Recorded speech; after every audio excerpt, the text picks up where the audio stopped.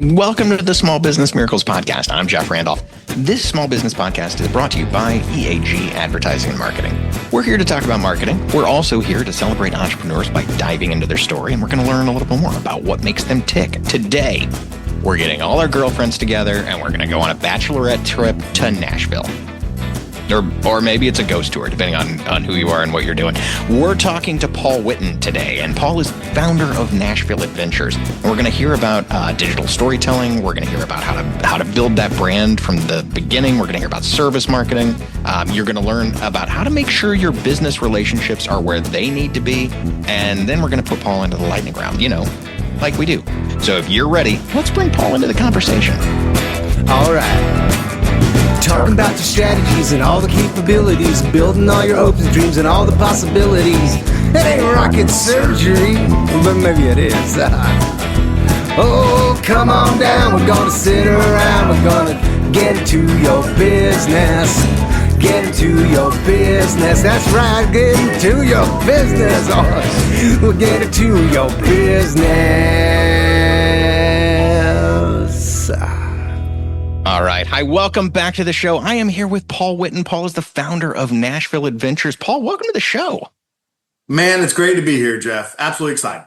Yeah, you're the founder of Nashville Adventures. But before we get into all that, because we are going to dive into the entrepreneur story, but you've got some backstory here that I think, not every entrepreneur journey is the same, and yours is different.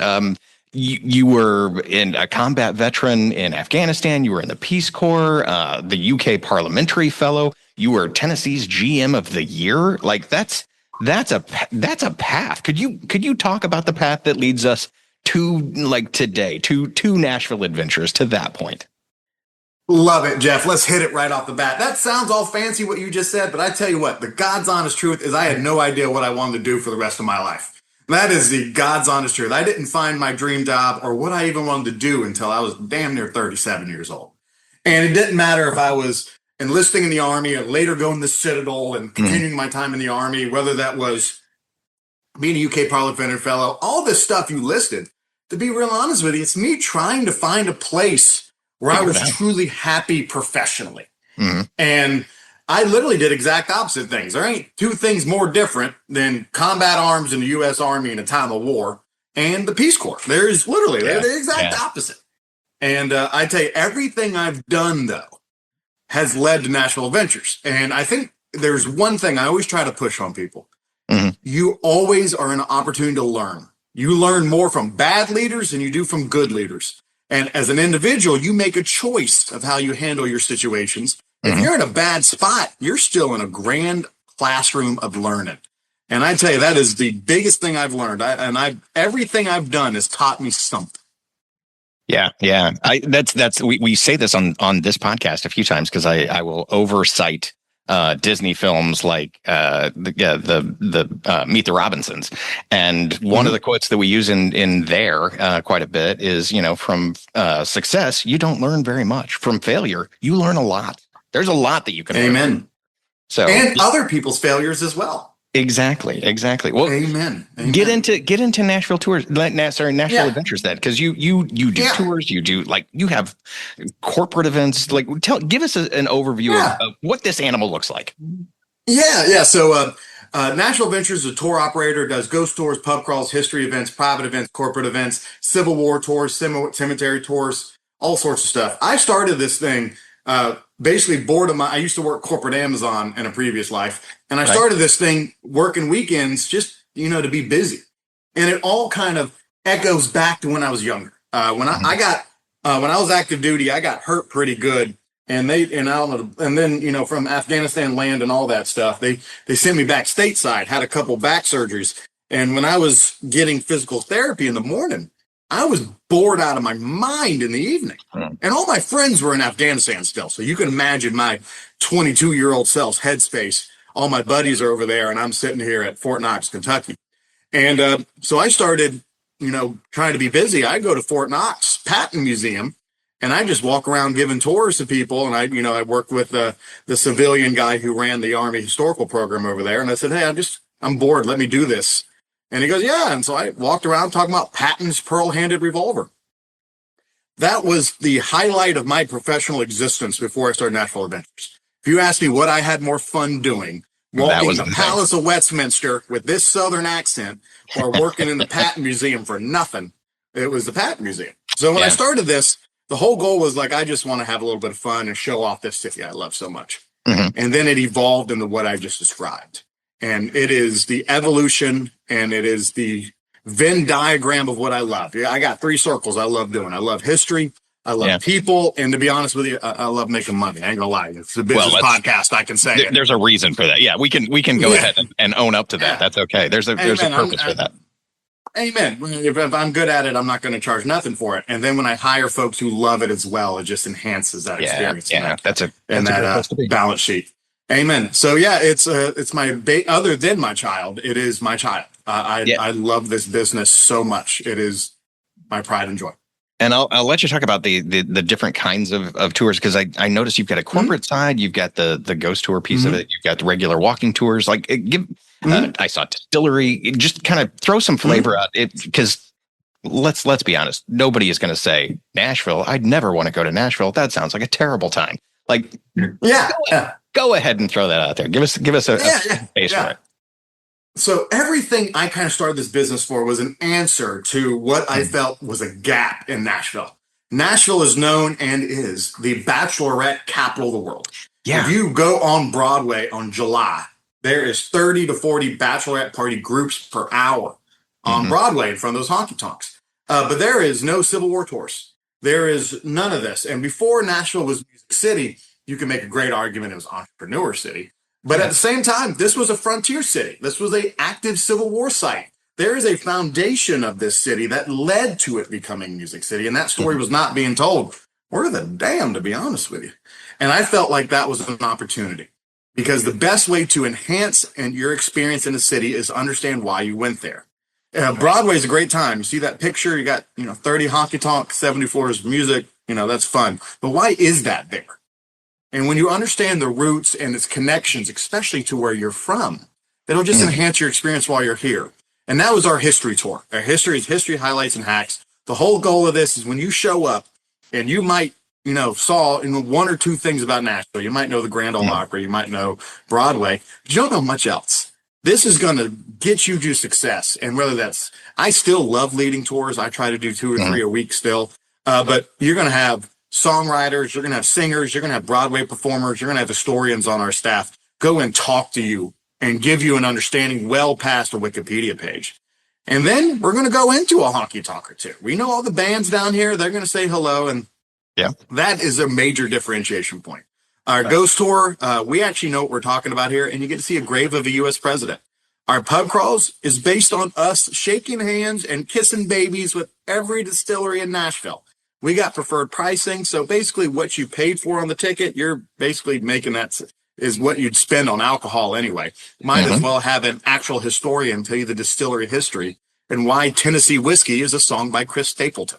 And it all kind of connects wonderfully. The whole goal of every tour I've created and we've created is to be a tour where you're being led by a history nerd you want to have a beer with. Not the librarian you can't stand when you were in 7th grade. Perfect description for hiring. That's the whole premise of this business. Yeah. Perfect description for hiring. That is the resume you're looking for. I love it. Because you also like the bachelorette party. You mentioned the bachelorette party thing. When I was checking out the website and saw the way you package those bachelorette party pieces, like it's a custom kind of tour. And I love that you've clearly put yourself in the shoes of the customer and said, what do you care about? What do you want to get? How easy do you want to make this? Done. Like great way to present content. Love it. Jeff, 2 things. 1, you've done your research. I really appreciate you for that. Second thing is you're right. And the whole reason why we did that is 1, there's a gap in that market to provide that service.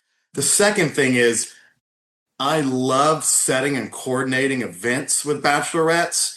My insurance can't handle 30 to 40 drunk bachelorettes working with us. I get it. And that's the God's honest truth. This is a business podcast. I'll be real honest with you. Yeah. There will be people tripping. There will be heavy intoxication. So anytime I can kind of coordinate business and ensure that pipeline is somehow dominated by Nashville Adventures. It reduces our risk and liability, increases throughput of understanding and fun, and we don't have to, do insurance claims that often. I dig it. I really like it. So let's get into the digital side of things, because I know tour guides tell stories for a living, and that's a wonderful thing. You get into the digital side of storytelling too. Can you kind of talk about your path getting into your digital footprint and how you brought that to life? Gotcha. So I got a ton of useless history degrees that I was trying to justify. That's another reason why I started this business. And I felt there was a little bit of I don't want to say epidemic, but there was certainly what I felt to be a slight, I'll just say, I felt there was a failure in public history. And there was a cult around the history being told behind glass. I do not believe that's the right way. I think history is best told in the places where it occurs. I think even if you got a lackluster tour guide, if you were saying General Rosecrans, his headquarters was right here, and he stood right where Elvis stood here in 1955 when he failed at the Ryman. That's going to bring enough of a connection that it's going to, and I'm going to use a very fancy academic term, going to increase the sticky factor. People are going to remember that far longer than if they just walked in a museum and saw boots of some dude behind glass. And so I kind of wanted to make that digital on our Instagram. We're making all the content for next year now, or 2026 now. And we are deep diving into ensuring that we're going to have interactive, fun, historical lessons that will enhance someone's experience while they're here, promote our personal brand, and at the same time, actually educate to the point where people remember. Like it's... Yeah, but a bonus, you might learn something. Amen. And if you can not trick people, but if you can subtly educate in a non-threatening way while having them associate a warm and fuzzy feeling with you at the same time, then you have hit the special sauce of what a tour operator should always endeavor to do. Yeah. You're in a competitive market as well. Tourism is kind of it's a little bit of a fight here and there. How do you approach competition? I don't know if that's how you view competition, or if that's how you've decided to overcome that through partnership. Like I've already heard partnerships where you're boots on the ground, shaking hands with every distillery person, which tough gig. But how do you get into that? How do you view that competition, and what do you do to separate yourself there? Great question.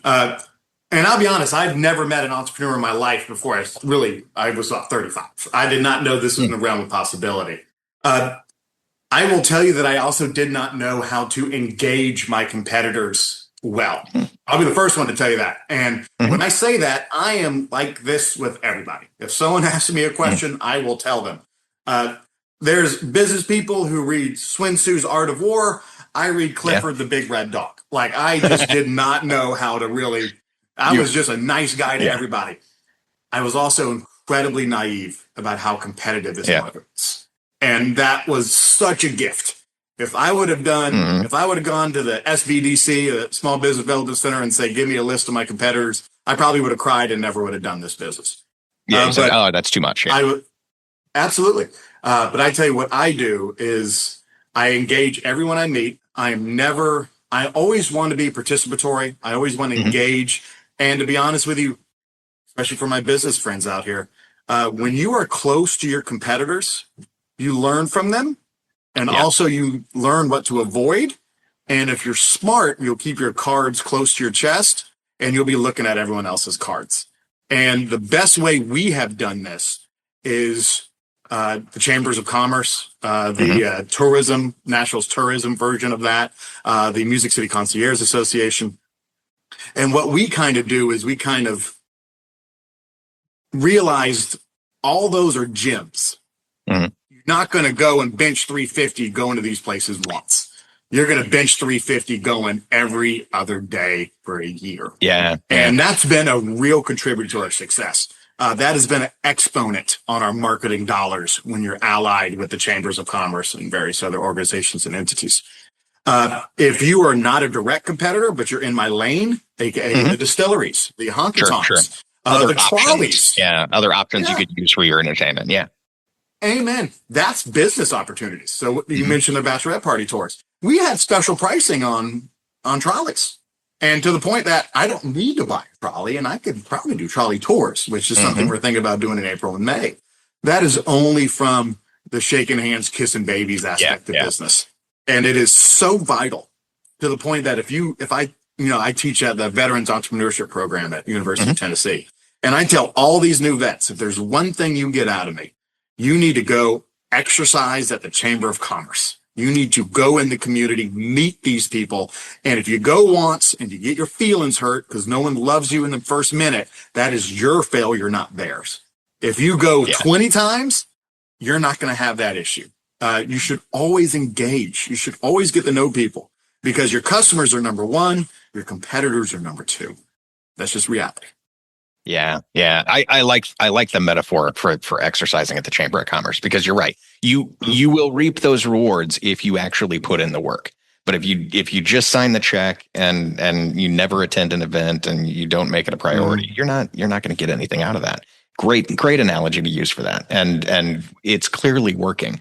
I also like the idea that, you can partner your way to success and you don't have to buy the trolley, work with somebody else. And if that doesn't work out, if for, it's bad customer service, it's a bad partner, then you can explore that, right? But first, don't spend all the money on the trolley. Yeah, great stuff. Great heads up thinking. Let me ask a question about what's next before we get into the lightning round, because I'll threaten you with the lightning round. That's happening. It's coming up real soon. Before we get there, what's next for Nashville Adventures? Where do you go from here? Is it all of Tennessee Adventures, or where do you go? Well, the next step is we're going to enhance what we're already good at. We're going to be the first in the Tennessee and the South outside of like Disney World to do XR tours. And I'm so excited about that. So you're going to be able to put these goggles on at Fort Nashboro, which is right off Broadway, and be able to see the beginning of the settlement of this city. Oh, man. The great thing about Nashville is 80% of what every tourist wants to see is within a half-mile radius from Broadway, including the origin of this city. So we're going to be able to have folks see that, experience that, while embracing the area around them. So excited really bringing about it that. to life. Yeah. Oh, that's very exciting. Amen. And the goal is this enhances the history, does not replace the history. That's my hill to die on. Yeah. We're also going to bump up our pub crawl. We might hit half our revenue with corporate and private events this year, which is phenomenal. Nice. Congratulations. Yeah, thank you. What we have done is we are such history nerds that if we get a phone call from let's say Morgan Stanley, and they say, we want to do a business historical leadership tour of Nashville based on the stock market of the 1920s. Give me 3 days. We'll do it. We can have it done in a couple days. And there ain't no one who's that crazy to do that and say that like we are with such confidence. That's another business trick. Nod yes, even when it's I don't know. That is especially when you're starting out. And we'll figure it out. We'll figure it out. That plane, that wing might be attached at 50,000 feet, but we'll figure it out. And so that's one thing that we worked really hard for, and we're going to maintain that standard of excellence while scaling well. Outstanding. Great stuff. If you're ready, I'll take you into the lightning round. Are you ready for this? Don't tempt me with a good time, Jeff. Let's go. Let's do it. And I'll start out by kind of explaining a little background on me that we don't talk about on this podcast. I was a volunteer tour guide at a brewery for like 5 years, and it's volunteer work. Some people volunteer in soup kitchens or homeless shelters. I go where I'm needed. So, working to tell everybody about the love of beer and tell great stories. I know some stuff goes on when you're doing a tour. I was part of a couple engagements, right? So could you give us like the funniest thing or most memorable experience you've had giving a tour, something you really didn't expect to happen? Yeah. So we were talking about the Tennessee Titans Stadium, which is on right off Broadway opposite in the river. And this is right when I first started, and it was just me and, I had another tour guide I just was putting on. And of course he was there watching me because I just hired him. Of course, this had to happen this way. And I'm talking about the new Titans Stadium, and I'm saying all these facts. And the guy goes, well, that's I just want to correct you. It's actually, going to be 48,000 seats, not 52. And I was like, well, just to let you know, I have it on good accord. It's going to be that numerical value. And he goes, oh, okay, I'm the owner of the Titans. So he was there with his family, incognito. And then everyone just looked, and there was only like, of course, this was like right in this weird time. It wasn't when the season, so there's like 7, 8 people there, 3 of them being him. And they like, and I'm like, damn, I got multi-millionaires on my tour and they're just keeping me on the down low on that. Like, damn, I could have private toured this guy and made like $1,000 off of it. But yeah, that was, there's been a few moments I've looked dumb. But you mentioned distilleries. There is no drama. Oh yeah. Like distillery drama from a business standpoint and a customer standpoint. That is, you got to be crazy. Yeah. You got to have the upfront money. And you got to deal with crazy staff who like to drink. Yes, yeah, because those are some perks of the job. Yeah, for sure. Let me move on to the next question. Entrepreneurs need to be resilient, especially these days. If I say the word resilient to you and ask you what that means to you and your business, how do you attach the word resilient to the work that you do? I would say resilience is the ability to keep moving when you don't see a bottom line or revenue coming in to the degree that you want. You got to believe in yourself. You got to keep on going. You got to dust yourself off. If you look at a competitor and he's got 30 people and you got 7, you got to be able to just realize you're going to give the best tour to these 7 people. And if you're smart, you're going to be able to just do it so obnoxiously that they're going to want to join your tour. But the ability to bounce back, get your feelings hurt, dust the shoulders off, keep on moving, is the paramount for your ability to thrive when you're suffering. Because the reality is we were very blessed. We've always been in the black, even, pretty much month 3. But for these entrepreneurs who don't really make money for the first year, those are heroes of the industry. I don't know how these folks do it. The gut check moment. They're resilient. Honest to God, I talk to these folks and I just, I applaud them. The ability to buck up, get thick skin, get over it, grind and move is what resilience is in business. And it's a tough thing to hone in on. I don't want to say it's a lost art because it's not a lost art, but it's a tough thing to find in yourself. Yeah, for sure. I frequently talk about food on this show. Nashville is definitely a food town with some food history. First, talk to me about hot chicken. If somebody says, yeah, Nashville hot chicken, what do you think? Better, but better location, one location over the other? Because if I'm at the airport and I'm on a layover, I've got like 3 choices I can make, and that's just in the airport. So you got the big 3. Yeah, we got a big 3 in our airport now: Hattie B's, Party Foul, as well as Prince's. But there's a history to these places that is forgotten. I'll give you an example. Hattie B's is named after Hattie Bess. Hattie Bess was the actual name of the nickname Tootsie. Tootsie is the most famous honky-tonk of the originals on Broadway. I mean, there's connections historically that exist. And Tootsies exist as an outlet for all the artists leaving the Grand Ole Opry after being done with their most church-like behavior can be on their worst behavior. So you can trace a lineage of Nashville's beginning to that food, which is really interesting. But I always tell folks, my favorite is Red's. I like Red's hot chicken. I'm willing to fight over it. Red's doesn't get enough love. Also, I will tell you Bolton's is probably pound for pound one of the locals' favorite. But it's a shack, and you don't really want to know their FDA rating sometimes. I mean, you're kind of flipping a coin sometimes and don't expect the nicest customer service, but the food is great. And the most famous places have lines, have a long wait. Hattie B's being a prime example. Prince's to a degree, Party Foul to a lesser degree. But I always tell folks, it's really hard, and this is a horrible thing to say as a local who makes a living doing this, it's really hard to scoop a fried chicken sandwich with hot sauce in it. Yeah. So it's going to taste good. So there's that limit that you hit though, where the heat is, man, this is delicious, but I can't breathe now. Like it really punches you in the face. Like Nashville hot is no joke. Like that's a real thing. I tell people get the light and then get really, really hot sauce next to it and dip it and let one bite be ruined, not your whole meal. Hey, pro tip. Yeah. I'll take that. That is a solid tip to have. I didn't know if they could even do that. So yeah, good call. Excellent. As you are sitting there in the airport and you're contemplating that next leg of your flight to Iceland and you consider a Nashville hot from Party Foul or something, you should think several times before you do that.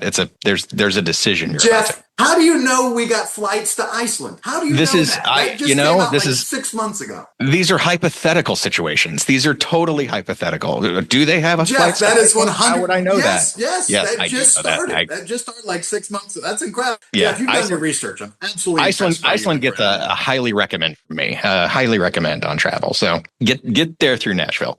I'll end it on this one. The whole name of the podcast is Small Business Miracles Podcast, and we usually think about those small business miracles as the time where you really needed something to come off, and you weren't really sure that this was going to happen, but in the end, it all worked out, made it happen. Do you have that small business miracle that you've seen in your own business?